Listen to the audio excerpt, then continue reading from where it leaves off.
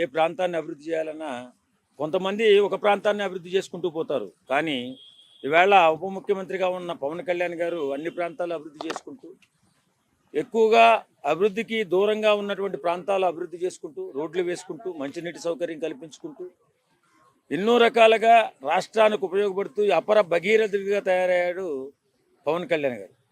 ఇన్ని సంవత్సరాల నుంచి 60 సంవత్సరాలుగా వైఎస్ పాలనలో ఉన్నటువంటి ఆ ప్రాంతం ఇప్పటికీ కూడా మంచినీటి కొరత ఉందంటే, మరి వాళ్ళు ఎన్నో మాటలు చెప్తుంటారు, పెద్ద పెద్ద డైలాగులు చెప్తూ ఉంటారు.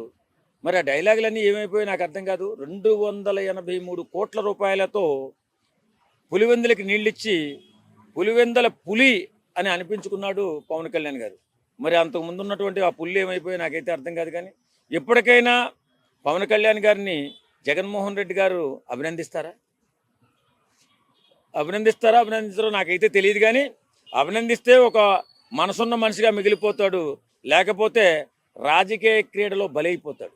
ఏదేమైనా వేళ పవన్ కళ్యాణ్ గారి పరిపాలన గురించి మనం మాట్లాడుకున్నట్లయితే, నిజంగా ఇలాంటి నాయకులు కదా మనకు కావాలి, ఇలాంటి సేవకులు కదా మనకు కావాలని చెప్పేసి అందరూ అనుకుంటున్నారు. గిరిపుత్రులైతే మా ఆరాధ్య దైవం పవన్ కళ్యాణ్ అని చెప్పి పుత్రులు వాళ్ళు అనుకుంటున్నారు. వేళ అక్కడ మళ్ళీ 350 కోట్లు తెచ్చి గిరిపుత్రులకి రహదారులు, కొండకోనల్లో రహదారులు నిర్మించడం మళ్ళీ ప్రారంభించారు.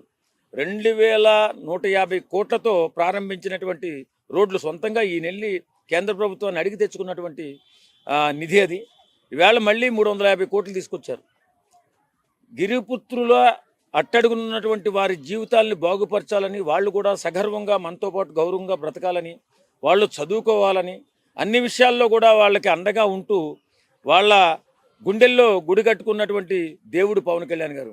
ఈవేళ పవన్ కళ్యాణ్ గారు చేసిన పనికి అందరూ సెల్యూట్ చేయండి, అభినందించండి, నమస్కరించండి, సంస్కరించండి. అప్పుడే ఇంకొక 4 పనులు చేయడానికి ఆయనకు ఉత్సాహం వస్తుంది. భగవంతుడి ఆశీస్సులు కూడా అందుతాయి. అంటే ఇప్పుడు పులివెందులకు నీళ్ళు ఇచ్చారు, మరి రేపు పంచాయతీల్లో మరి ఎన్డీఏకి ఏమైనా సపోర్ట్, పులివెందుల్లో మార్పు అనేది వచ్చిందంటారా రాదంటారా?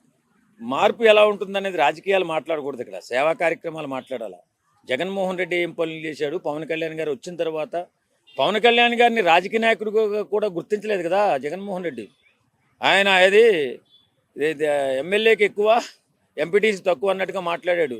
మరి మాట్లాడిన ఆయన నియోజకవర్గానికి ఈవేళ అపర భగీరథుడే పవన్ కళ్యాణ్ గారు. ఇప్పుడు ఏం మాట్లాడతాడు? కాబట్టి నేనేమంటానంటే, ఎవరైనా రాజకీయాల్లో ఉన్నప్పుడు సేవా దృక్పథంతో ప్రజలకు సేవ చేస్తూ ప్రజల గుండెల్లో స్థానం సంపాదించుకోవాలి. అంతే తప్ప ఒకరిని విమర్శించడం వల్ల, ఒకరిని తిట్టించినందువల్ల వారికి భవిష్యత్తు ఉండదు. దానికి కారణం ఉదాహరణ పవన్ కళ్యాణ్ గారిని ఉచ్చనీచాలు లేకుండా నిందించినందువల్ల, తిట్టించినందువల్లే కదా ఇవాళ జగన్మోహన్ రెడ్డికి అంత నీచ గతి పట్టింది. లేకపోతే ఇవాళ ఎన్నో కొన్ని సీట్లు పెరిగి ఉండేవి. ఎప్పటికైనా బుద్ధి తెచ్చుకుని పవన్ కళ్యాణ్ గారిని విమర్శించకుండా అలాంటి వ్యక్తుల్ని మనం గౌరవించుకున్నట్లయితే, ఇంకొక 4 పనులు చేసి ఇంకా కష్టపడి మన రాష్ట్రానికి ఉపయోగపడి ఇబ్బందుల్లో ఉన్నటువంటి వ్యక్తులకి సాయపడి అద్భుతంగా పరిపాలన చేసుకుంటూ ముందుకెళ్తాడు.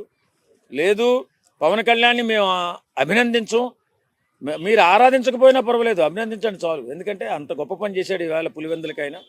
ఖచ్చితంగా రాష్ట్రం మొత్తం కూడా ఏ కష్టం వచ్చినా నేను ఉన్నా అని చెప్పి ముందుకెళ్తున్నాడు పవన్ కళ్యాణ్ గారు. శభాష్ పవన్ కళ్యాణ్ గారు, మీరు ఇలాగే ముందుకెళ్ళండి. ఫ్యూచర్లో మీరు మంచి అభివృద్ధి సాధించి దేశానికే ఒక గొప్ప నాయకుడిగా మారండి అని చెప్పి మాలాంటి వాళ్ళు కూడా కోరుకుంటున్నారు.